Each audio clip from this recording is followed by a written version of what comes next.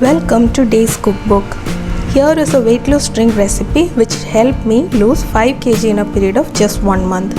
I started having this on 20th August and reduced 5 kg by 20th September. In a mug, drop a 1-inch long cinnamon stick. If possible, get it from any organic grocery store. Add in half teaspoon crushed black pepper. Researchers show that cinnamon boosts insulin function and metabolism.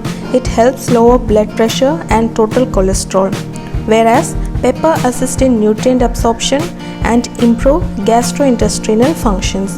It has antioxidant, antimicrobial and anti-inflammatory properties. Now add in half teaspoon turmeric powder. This contains curcumin. When combined with piperine in black pepper, increases its bioavailability by 2000%. Now let's pour boiled water to this and give it a nice mix. Allow it to become lukewarm.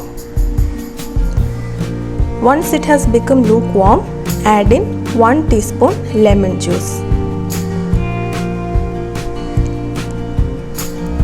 Mix it and the weight loss drink is ready. I had this every morning on empty stomach to get the result. Hope this will help you too. Subscribe and share with your friends also. Thank you for watching.